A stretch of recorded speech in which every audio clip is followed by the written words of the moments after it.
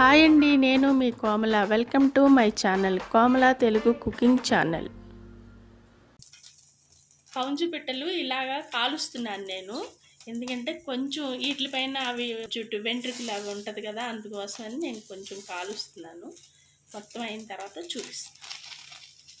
ఇదిగోండి, పసుపు రాశాను. ఇట్లాగా కాల్చిన దాని మీద పసుపు రాశాను. ఎందుకంటే ఇది యాంటీబయాటిక్ ఇలా పనిచేస్తుంది, మంచిగా ఉంటుంది.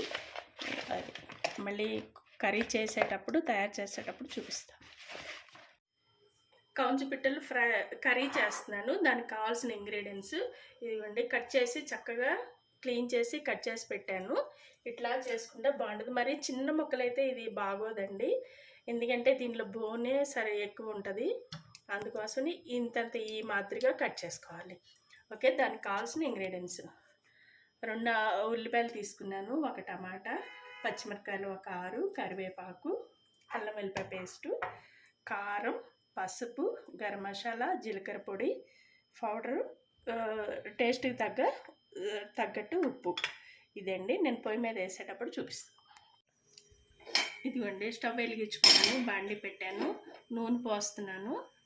దానికి తగ్గట్టు కొంచెం నూనె ఎక్కువే పట్టిద్ది, ఎందుకంటే ఇది నాన్ వెజ్ కదా.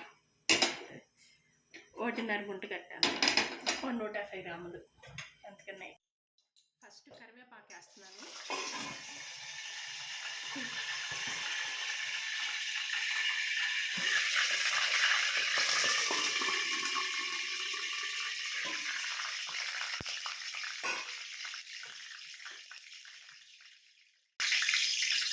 ఉల్లిపాయ,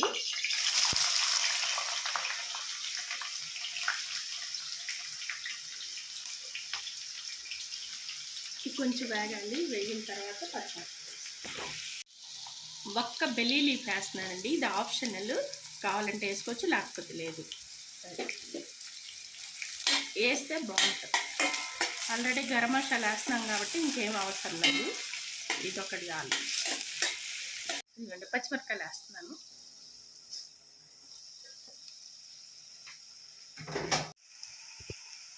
అల్లం వెల్లిపాయ పేస్ట్ వేస్తున్నాను.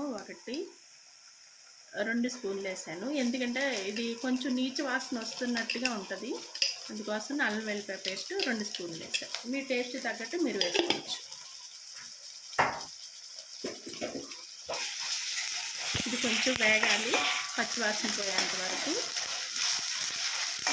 అల్లం వెల్లిపాయ పేస్ట్ వేగిపోయింది. ఇప్పుడు ఈ పీసెస్ వేసేస్తున్నాను.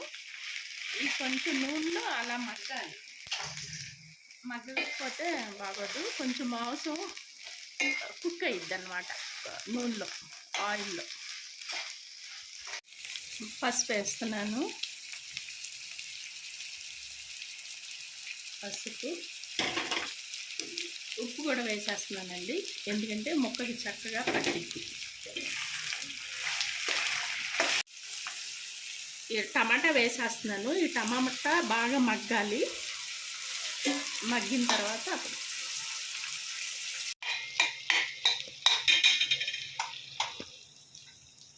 టమాటా మగ్గిపోయింది.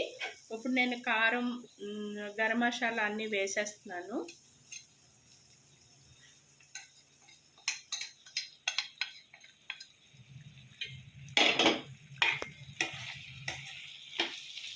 ఇవి సన్న సెగ మీద పెట్టాలండి, ఎందుకంటే ఇది కొంచెం హార్డ్గా ఉంటుంది మీటు.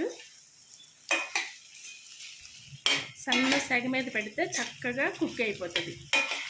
1 రవ్వ నీళ్ళు పోసుకోవాలి, కొంచెం, ఇప్పుడు కాదు, కొంచెంసేపు అయినాక.